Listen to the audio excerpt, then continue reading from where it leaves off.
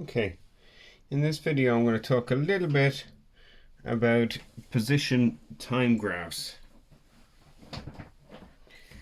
So here we have a position time graph. You've got this graph, it's going horizontally and then diagonally, finishing up here.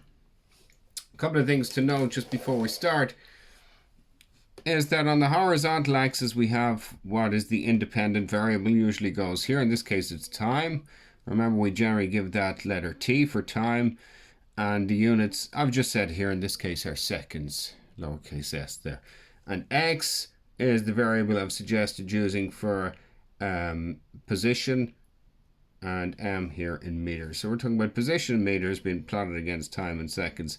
And by position here, we're talking about kind of unidirectional motion, one directional motion. So what we might have is an object here moving around. This, I'm reliably informed, is Chandler from Friends.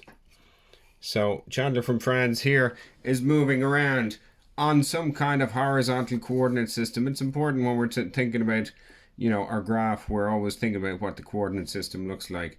So what it's saying here is, at time equals 0 seconds, Chandler's at position -3. So there he is at position -3, and then he stays there for 2 seconds, and then after 2 seconds he moves to a new position. He moves through lots of different positions and eventually kind of finishes up here at position 5. So Chandler moves here from position -3 to position 5 over some period of time, and if you look at the time units here, that's 2 seconds to 4 seconds. So it took him 2 seconds to move from position -3 up to position 5.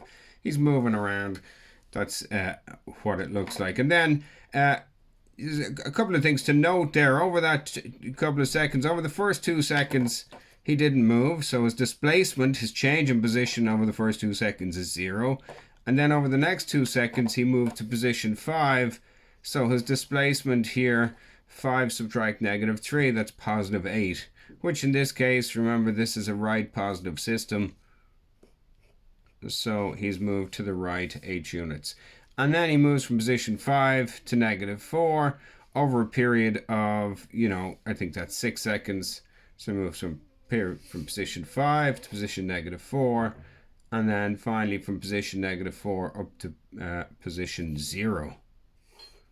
And that's from 10 seconds to 15 seconds. That's out 5 seconds. So staying still for 2 seconds, and then over 2 seconds he moves from position -3 to position 5, and then over 6 seconds he moves from position 5 to position -4, and then over the next 5 seconds he moves from position -4 to position 0. Okay, remember, position on the vertical axis, time on the horizontal axis. Okay. So position, we want to investigate the motion. If we look at a couple of things, we want to think maybe about how this relates to velocity. You can see here over the first 2 seconds, his velocity here over the first 2 seconds is 0 because he doesn't move. He just stays there at -3. So his first velocity, maybe we call that v sub 1, is 0. Okay, and the units here will be meters per second. If we look at the second phase of motion, when he moves from position -3 to position 5, remember what we said about velocity. We said that average velocity can be defined as change in position over change in time. Change in position is what we call displacement. So it's displacement over change in time. So I can talk about his average velocity over this period of time. Change in time here, that's a 2 second change in time, so we would call that 2. The units there are seconds. Change in position here as he moves from position -3 up to position 5. That's a change in position of 8, and the units there are meters. That pen's a little thick. So what we're saying is the change in position is 8 meters, the change in time is 2 meters. Notice also that's the rise over the run. So that's an important thing to note. The rise over the run for that section is giving me v bar, the average velocity. Okay, so if I look at that second phase of motion, my velocity will be 8 meters divided by 2 seconds. So if I take 8 meters and divide it by 2 seconds, I'm getting 4 meters per second. So my second velocity over that second phase would be 4 meters per second. Notice it's positive, which indicates it's moving to the right here. He's moved from -3 to 5. Okay, so no velocity, zero velocity for the first 2 seconds, and then a velocity of positive 4 meters per second over the next 2 seconds. So we can kind of interpret that. The other thing to note is that because that's an absolutely straight line, that velocity is constant for that phase of motion. You know, I could have taken, if I looked at halfway along there, rise would be 4, run would be 1, 4 over 1, still 4 meters per second. That's a constant velocity for that. Here's another constant velocity.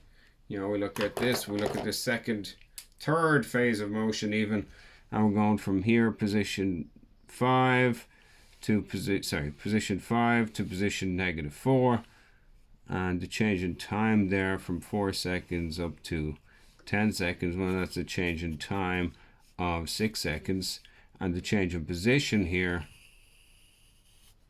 from position 5 to position -4, well, that's a change in position of -9. Final position minus initial position. Okay. So change in time, change in position. So if I look at this third phase of motion, I want to find the average velocity. The average velocity for this third phase of motion is -9. Change in position, -9 meters, divided by change in the time, 6 seconds, which will give me, I think, -1.5 meters per second. And again, notice that's velocity. The negative is telling me he's moving to the left at a rate of 1.5 meters per second. That's also a constant velocity. And then finally, this third phase of motion, he moves here from position -4 to position 0, and that takes him 1, 2, 3, 4, 5 seconds. So we've got a change in time there of 5 seconds, and you change in position of 1, 2, 3, 4 meters. So in that final phase, we're talking about a change in position of 4 meters divided by a change in time of 5 seconds. 5 seconds. So we're getting 4/5 or 0.8 meters per second. So my velocity here in this phase, the fourth phase here, is 0.8 meters per second. My velocity in the third phase, I didn't write in, let me write it in now, was -1.5 meters per second. Remember, those average velocities are the same in this case as instantaneous velocity because the velocity is constant. So initially he's moving with a velocity of 0 meters per second, meaning stationary, not moving at all. Then moving with a velocity of +4 meters per second, meaning moving to the right at a rate of 4 meters per second. Then moving with a velocity of -1.5 meters per second, meaning moving to the left at 1.5 meters per second.